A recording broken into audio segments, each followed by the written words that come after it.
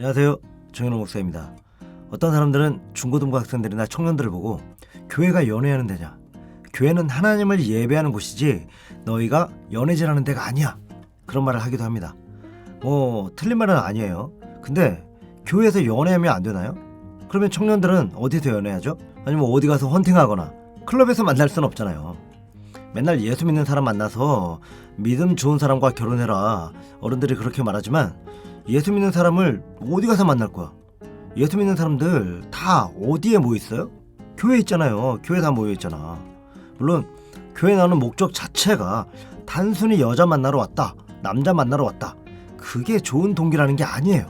하지만 여자 때문에, 남자 때문에 교회를 다니다가 어느 날 하나님의 때에 은혜 받고 예수 믿게 되고 또 그런 거 아닐까요? 제가 학생 때도 청년 때도 더러 그런 경우가 있었습니다. 찬양 시간에 마음에 드는 자매에게 잘 보이고 싶어서 더 크게 막 찬양하고 막 손들고 이렇게 막 찬양하다가 그러다가 진짜 은혜를 받기도 하고 그런 일들이 많았단 말이에요. 사실 문제는 연애하러 왔니 예배하러 왔니가 아니고 교회에 그냥 청년들이 없어. 대형 교회들이야 쏠림 현상도 심하고 청년들이 많이 모이지만 대부분 중소교회들은요 그냥 청년이 없어. 사실은요 누군가를 만나고 싶어도 사람이 없어서 연애를 못합니다. 진짜 신앙생활 열심히 하고 교회에서 교사, 찬양단, 청년부 활동 다 하면서 주말 내내 교회에서 살지만 잘못하면 그냥 혼자 늙어가는 거예요. 그러다가 총각 집사 되고 처녀 집사 되는 사람도 많다니까요. 그러니까 연애하러 왔니 마니 이런 거 말할 때가 아니야. 그냥 연애하러 오든 밥 먹으러 오든 놀러 오든 이유가 어찌 됐든 청년들이 많고 봐야지. 일단 교회에 청년들이 많이 나올 수 있도록 해야 됩니다. 사실 저도 예전에는 교회 내의 이 연애에 대해서 좀 부정적이었어요. 사귀다가 헤어지면 둘 중 한 명은 공동체에서 이렇게 나가게 되는 경우도 많고, 작은 공동체 같은 경우는요 어떤 이들의 연애 문제 때문에 혹은 사랑 문제 때문에 이 청년부 전체의 위기가 오는 그런 경우도 더러 있거든요. 근데 그런 부정적인 부분을 감안하더라도 잘 생각해보면 현실적으로 장점이 더 큰 거예요. 예를 들면 교회만큼 검증된 것이 별로 없어요.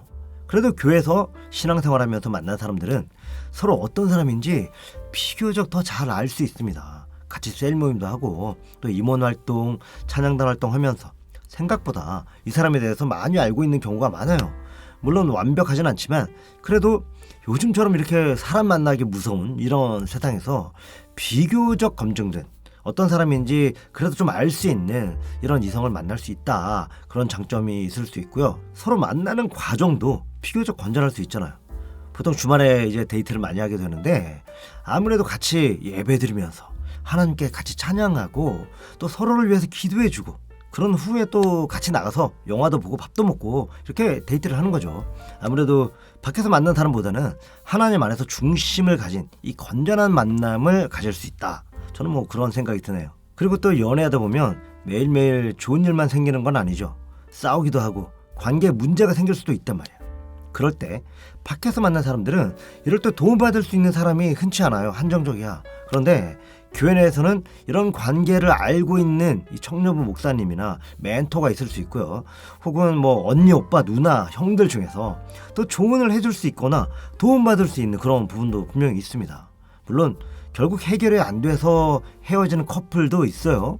이럴 때 교회 내 연애에 이 부정적인 면이 발생하기도 하는데 사실 요즘 청년들은 옛날 우리 시대의 청년들에 비해서 되게 쿨한 그런 면도 많이 있더라고요. 그래서 헤어진 후에도 같은 공동체 안에서 또 각자 생활을 열심히 잘 해나가는 경우도 많이 봤습니다.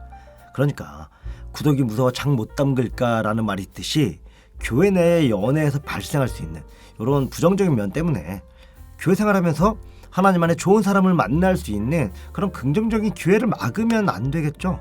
이왕이면 밖에서 믿지 않는 사람 만나서 그 사람을 전도하고 교회로 데리고 나오면 이거 너무 좋지, 너무 좋겠지. 이보다 더 좋을 순 없죠. 그러나 그건 사실 너무 힘든 일이에요. 교회로 데리고 나오는 경우보다 세상 밖으로 이렇게 같이 끌려나가는 경우가 훨씬 더 많습니다. 아무튼 제가 요즘 생각하는 가장 이상적인 이 청년들의 이성교제는 교회 내에서 좋은 사람을 만나는 건데요. 모쪼록 교회에서 마음껏 연애할 수 있을 만큼 일단 청년들이 교회로 많이 모이고 부흥했으면 좋겠네요. 오늘 영상은 여기까지 하고 다음에 또 청년들이 함께 공감할 수 있는 그런 주제로 돌아오겠습니다. 감사합니다.